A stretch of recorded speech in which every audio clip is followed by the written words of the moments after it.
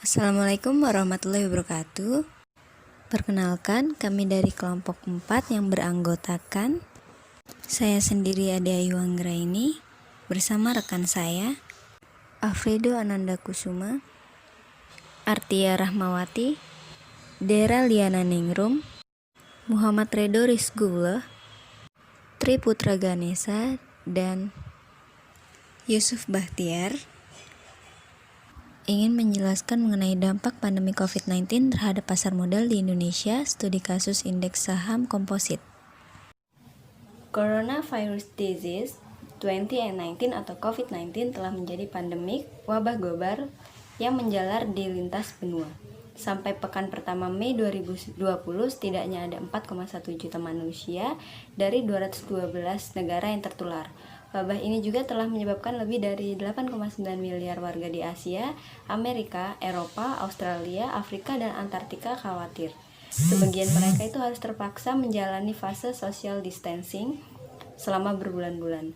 COVID-19 ini mula-mula mewabah di Wuhan, Cina menjelang akhir Desember 2019, kemudian mewabah hebat di Provinsi Hubei dan membuat Cina melakukan lockdown. Untuk mencegah atau setidaknya menekan laju penularan, sejumlah negara utama terdampak telah melakukan upaya lockdown, karantina wilayah, hingga perbatasan sosial skala besar atau PSBB. IMF dan Bank Dunia memprediksi pandemi COVID-19 ini telah memicu resesi ekonomi global. Sejumlah kalangan pakar memperkirakan dampak setara atau lebih buruk dari kondisi Great Depression pada periode 1920 sampai 1930 dari BBC 16 April 2020. BI dan Menteri Keuangan Republik Indonesia ikut berpandang bahwa masa depan ekonomi Indonesia juga suram. Setidaknya sampai awal tahun 2021. Pertumbuhan ekonomi tertekan sampai minus pada tahun 2020 ini, menurut Sri Mulyani 2020. Tujuan penelitian yang pertama mengkaji pengaruh pandemik terhadap perkembangan pasar modal IHSG di Indonesia, dan yang kedua menganalisis pengaruh eksternalitas dan perbedaan kebijakan social distancing terhadap dinamika perkembangan pasar modal di Indonesia. Tinjauan literatur, pandemi COVID-19 global. Wabah COVID-19 ini bermula dari Wuhan, Cina pada tanggal 31 Desember 2019. WHO China Country Office melaporkan kasus pneumonia yang tidak diketahui etiologinya di kota Wuhan, Provinsi Hubei, Cina pada tanggal 7 Januari 2020. Pada tanggal 30 Januari 2020, WHO telah menetapkan sebagai kedaruratan kesehatan masyarakat yang meresahkan dunia atau Public Health Emergency of International Concern. Penambahan jumlah kasus COVID-19 berlangsung cukup cepat dan sudah terjadi penyebaran antar negara.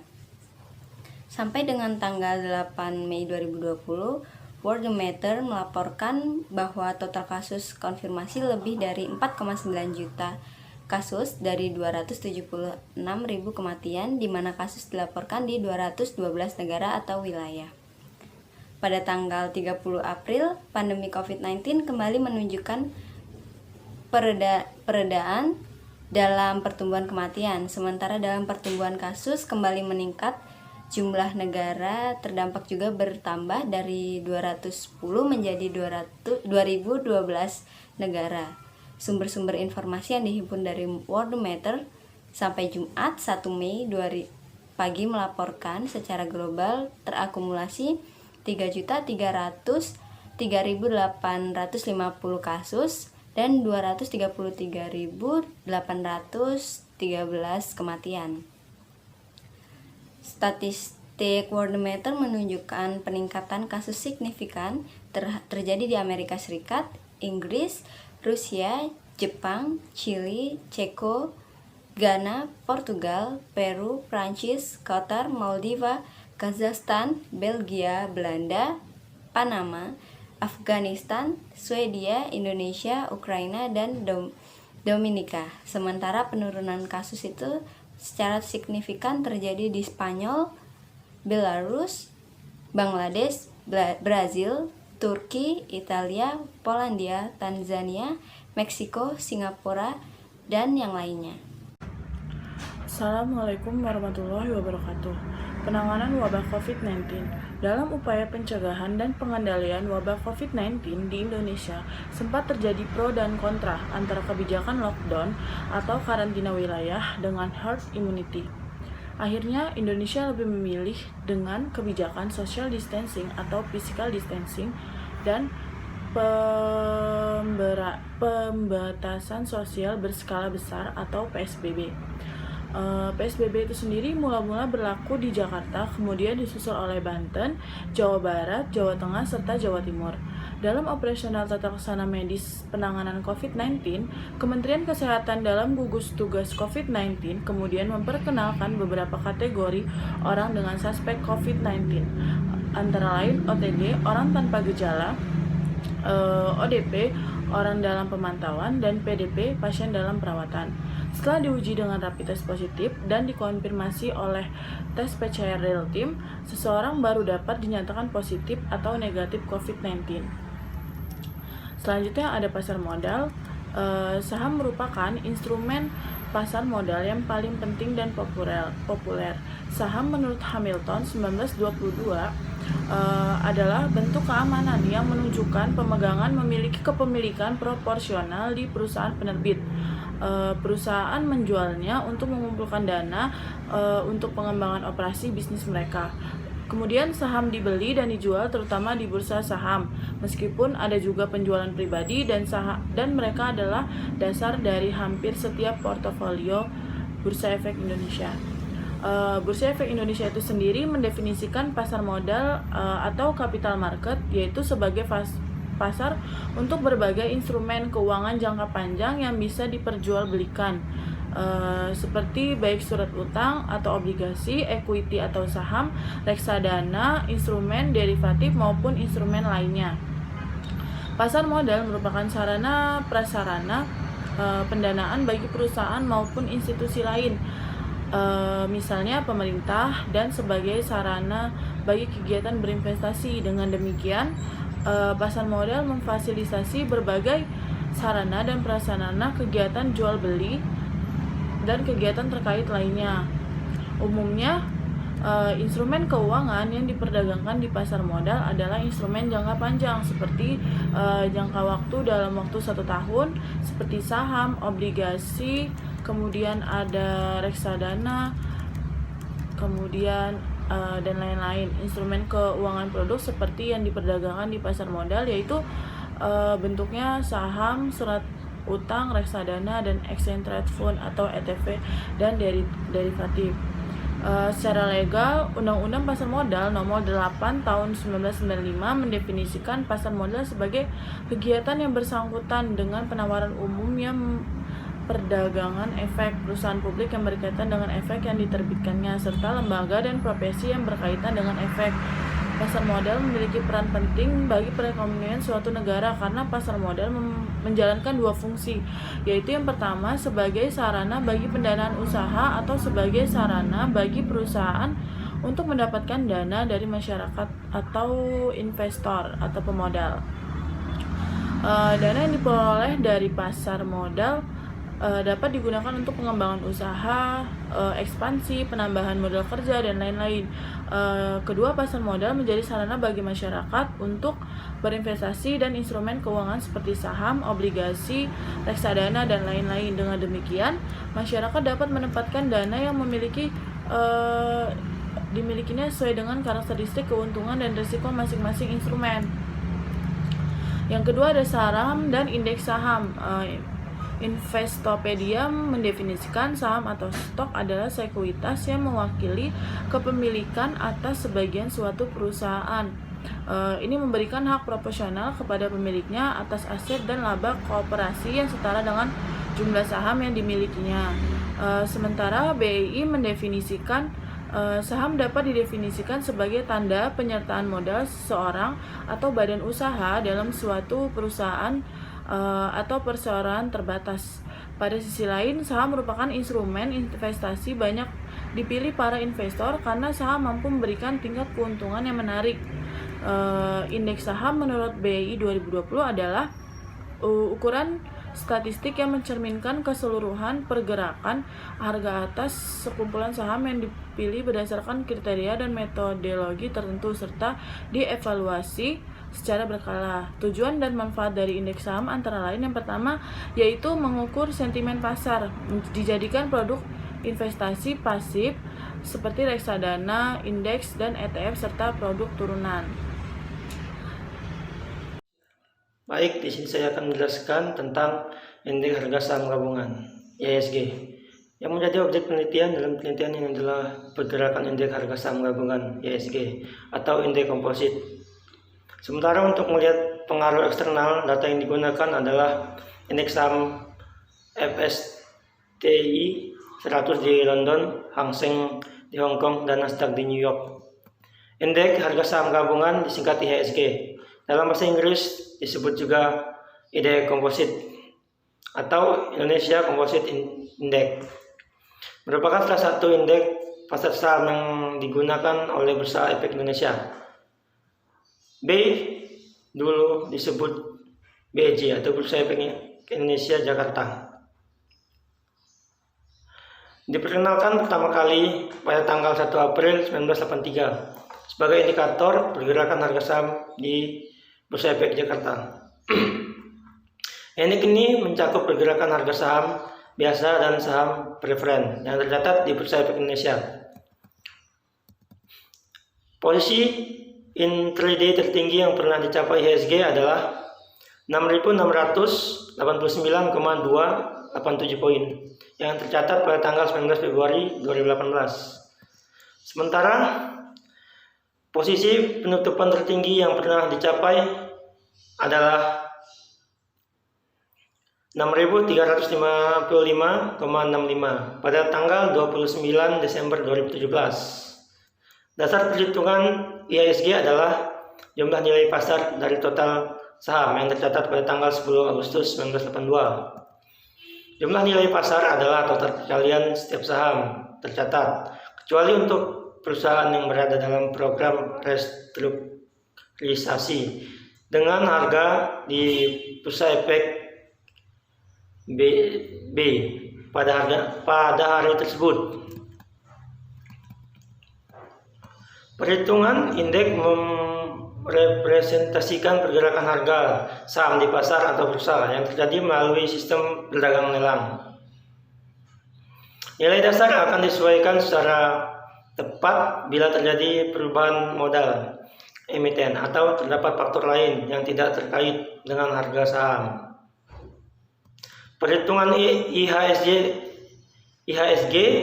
dilakukan setiap hari, yaitu setelah penutupan perdagangan setiap harinya.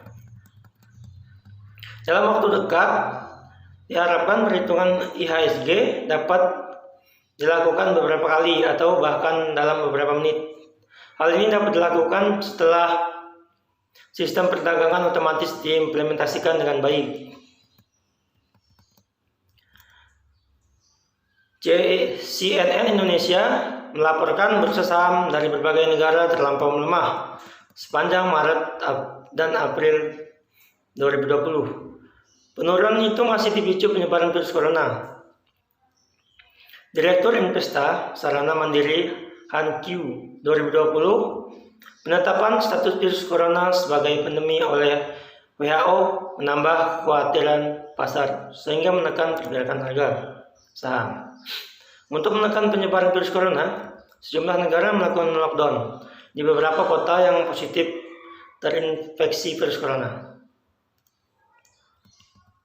Sejumlah indeks saham, sebagaimana banyak dilaporkan media massa, bergerak dinamis selama fase pandemi COVID-19. Antara lain Nasdaq dan DJIA, indeks Dow Jones Industrial Average, Nikkei 225 di Jepang, indeks Hang Seng di Hong Kong, Shanghai di Cina, indeks FTSE 100 di London, dan indeks DAX di Jerman. Selanjutnya penelitian atau metode penelitian. Penelitian ini merupakan penelitian metode kuantitatif dengan teknik pengambilan sampel jenuh. Data yang digunakan umumnya merupakan data sekunder yang dapat diperoleh dari BI, Bank Indonesia, WHO, World Matter, gugus tugas COVID-19, Wall Street, BI, serta sumber-sumber referensi lain dalam bentuk buku, jurnal, maupun publikasi lainnya. Data yang dikumpulkan berupa data sampel jenuh, berupa BI Rate, KUR, ISG, ISSI, JI, JI 70, Hang Seng, FTSE 100, Nasdaq. Data tersebut berupa data time series dari seri Januari hingga April 2020. Data yang terkumpul selanjutnya dikelompokkan menjadi variabel terkait atau terikat dependen dan variabel bebas independen. Variabel terikat adalah nilai ISG, ISSI, dan KUR. Sedangkan variabel bebas adalah sejumlah kasus COVID-19 di Indonesia, Amerika, Cina, dan Spanyol. Selain itu ada variabel dummy. Kebijakan pembentukan Satgas WAF dan PSBB. Data olahan dianalisis secara kuantitatif, deskriptif dengan modal regresi berganda dengan dummy variabel.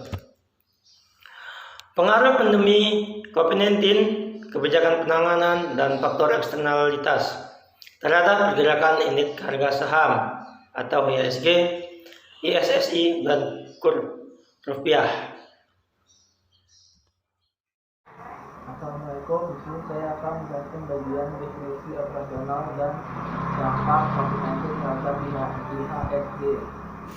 Definisi operasional di sini sistem yang berlaku digunakan 3 variabel, yaitu IHSG yang mewakili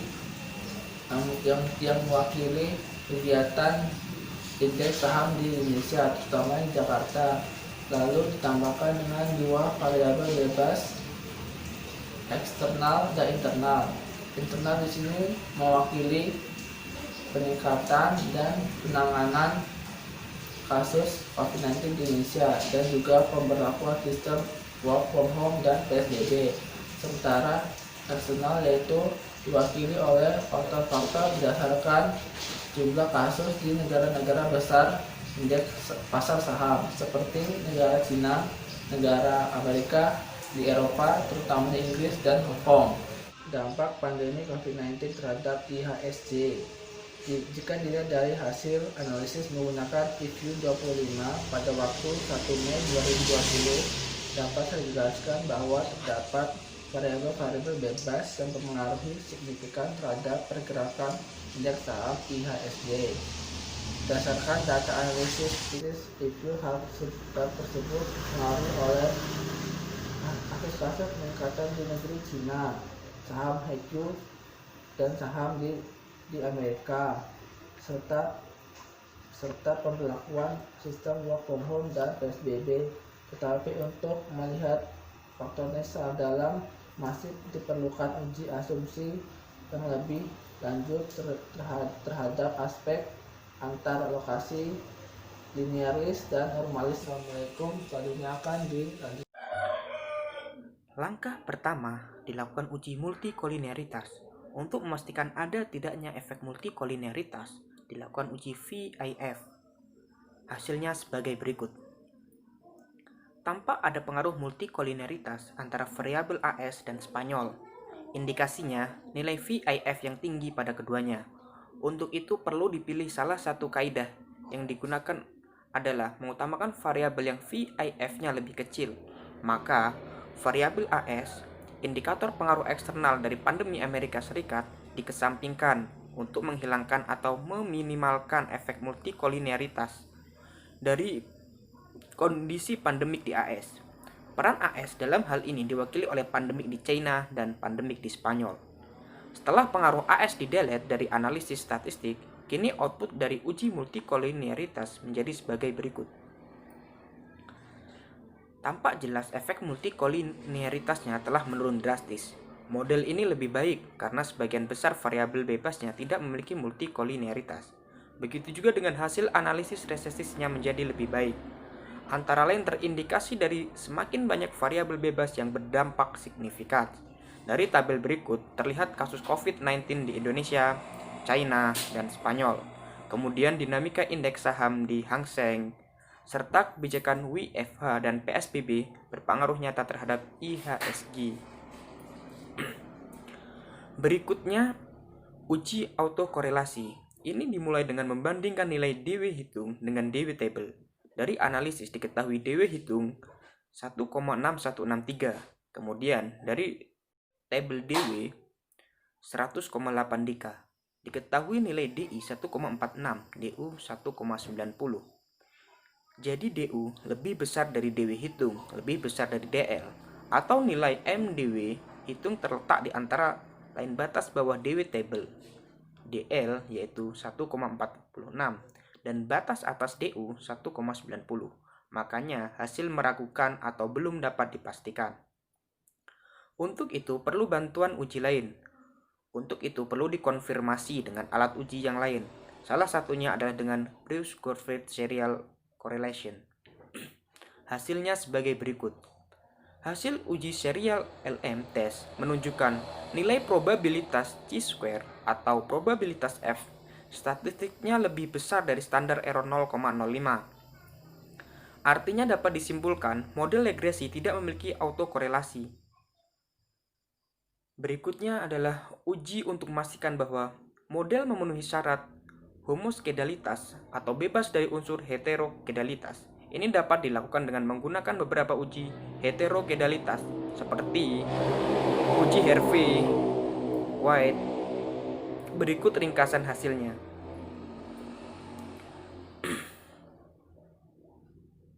Dari uji heterokedalitas diperoleh hasil bahwa 3 uji lolos, 2 uji tidak lolos. Yang lolos uji lebih banyak, maka dapat diambil kesimpulan model telah memenuhi syarat homoskedalitas alias tidak mengandung heteroskedalitas. Langkah selanjutnya, uji linearitas menggunakan alat uji Ramsey-Reset Test. Ringkasan hasilnya sebagai berikut. Hasil ini menunjukkan probabilitas lebih besar dari 0,05, yang artinya model memenuhi syarat linearitas. Uji asumsi klasik terakhir adalah uji normalitas Jeremy-Bear. Hasilnya sebagai berikut. Tampak nilai probabilitas 0,9184 maupun Jeremy-Bear 0,1702 lebih besar dari standar error 0,05. Maka dapat disimpulkan model regresi sudah memenuhi syarat normalitas. Setelah lolos uji asumsi klasik, analisis lebih lanjut kini valid dan reliable untuk dilakukan. Uji regresi dilakukan untuk menjawab pertanyaan-pertanyaan penelitian yang dilakukan dalam riset ini. Apakah variabel-variabel bebas secara perisal maupun simultan berpengaruh terhadap perkembangan pasar modal di Indonesia? Assalamualaikum warahmatullahi wabarakatuh. Nama saya Dera Liana Ningrum. Di sini saya akan menjelaskan tentang IHSG. Secara simultan atau bersama-sama, semua variabel bebas, faktor internal maupun eksternal berpengaruh nyata terhadap dinamika perkembangan indeks IHSG. Atau dengan kata lain, IHSG selain dipengaruhi oleh dinamika internal berupa jumlah kasus dan kebijakan social distancing di Indonesia, internal juga dipengaruhi oleh kondisi eksternal berupa dinamika kasus pandemik di Cina dan Spanyol, serta dinamika pergerakan saham FTSE 100 di London, Nasdaq di New York, serta pergerakan indeks saham Hang Seng di Hong Kong. Sementara itu, dinamika indeks saham di Shanghai tidak berdampak nyata terhadap IHSG dan Cina. Variabel kasus COVID-19 di Indonesia dan di Cina berpengaruh negatif terhadap perkembangan IHSG. Demikian juga kebijakan social distancing atau WFH dan PSBB, serta perkembangan indeks saham Nasdaq di New York berpengaruh negatif terhadap nilai IHSG. Sebaliknya, perkembangan kasus di Spanyol serta perkembangan indeks saham Hang Seng di Hong Kong dan FTSE 100 di London berdampak positif bagi perkembangan IHSG. Secara relatif, kebijakan social distancing melalui WFH dan PSBB lebih berdampak negatif ketimbang sekedar pembentukan gugus tugas pegangan COVID-19. Berdasarkan skala dampaknya terhadap pasar modal, kebijakan PSBB lebih berdampak negatif terhadap IHSG ketimbang kebijakan WFH tanpa PSBB. Dari hasil analisis statistika relasi antara IHSG dengan sejumlah variabel bebas, diperoleh model ekonometri sebagai berikut.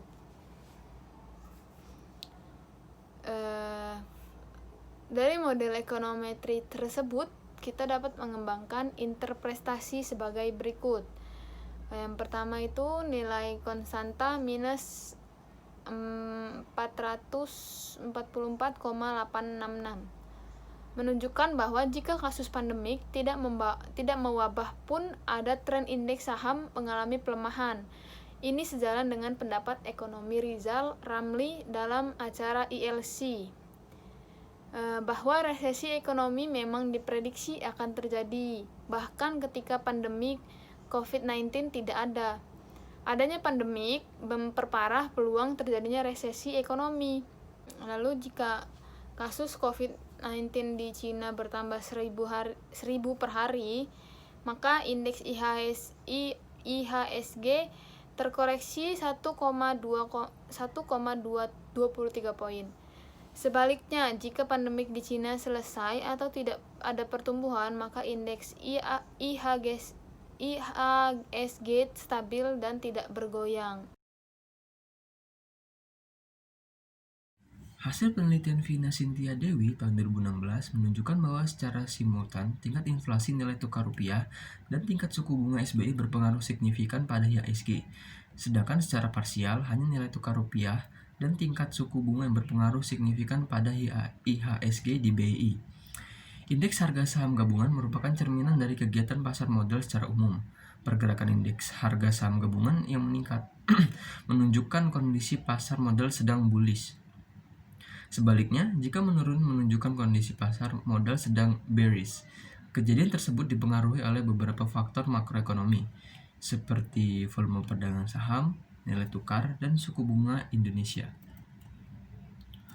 Faktor ekonomi diwakili oleh volume transaksi dan tingkat suku bunga berpengaruh terhadap indeks harga saham gabungan JI.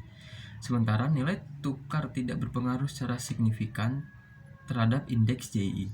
Mesti begitu, secara bersama-sama perubahan volume transaksi, nilai tukar, dan nilai suku bunga berpengaruh signifikan terhadap indeks JI harga saham gabungan. Nabila Alvaru 2020 mengamati ada beberapa sentimen yang mempengaruhi pergerakan IHSG di bursa saham Indonesia. Antara lain penurunan suku bunga acuan menjadi 5% dari sebelumnya 5,5%. Penurunan suku bunga dimaksudkan untuk mendorong pertumbuhan ekonomi Indonesia, tetapi menurutnya para pelaku pasar juga mencemaskan realisasi negosiasi dagang antara Amerika Serikat dan Tiongkok. Faktor eksternal lain adalah data Departemen Perdagangan AS yang merilis pesanan barang modal non-perdagangan turun 0,5%, serta adanya ketidakpastian tindak lanjut Brexit di Eropa. Menurut Alvaru, pada Oktober 2010, sentimen Brexit telah menekan pergerakan IHSG ke zona merah. Kala itu, indeks saham sektor properti dan infrastruktur terkoreksi sebesar 0,56% dan 0,47%. Analis Sukor Sekuritas Hendriko Gani 2020 berpendapat posisi cadangan devis Indonesia dan persebaran coronavirus ikut mempengaruhi pergerakan IHSG mulai akhir Maret hingga sepanjang April 2020. Hal senada diakui analis Samuel Sekuritas Indonesia Desi Lapagu. Dia memperkirakan IHSG bakal kembali terkoreksi pada pekan-pekan berikutnya. Penguatan jangka pendek akhir Maret mayoritas ditopang oleh industri dasar dan konsumen goods yang melandai sejak awal April. Menurutnya, coronavirus dan harga minyak masih jadi sentimen utama bursa global. Menurut Syahrial Samaun 2020, wabah COVID-19 bukan sekadar penyakit yang mempengaruhi kesehatan, namun juga berdampak secara ekonomi. Ketika semakin banyak pekerjaan yang terinfeksi, maka semakin banyak pula biaya untuk perawatan dan juga biaya produksi yang ditanggung oleh negara. Resiko terhadap kesehatan semakin tinggi dan secara ekonomi akan mempengaruhi tingkat produktivitas biaya perawatan. Seruan social distancing mempunyai dampak tidak sekedar menjauhkan hubungan fisik manusia, namun juga mengganggu perilaku ekonomi masyarakat. Namun, menurut analisisnya, pilihan untuk social distancing dinilai lebih baik daripada keputusan untuk lockdown dan kebijakan herd immunity. Wacana lockdown dapat membuat laju perekonomian semakin berat. Tingkat konsumsi melemah yang mempengaruhi beberapa indikator penopang ekonomi. Pasokan bahan pangan dan kebutuhan yang menurun mengakibatkan harga naik. Hal ini menimbulkan kelangkaan barang yang akhirnya memicu keresahan sosial.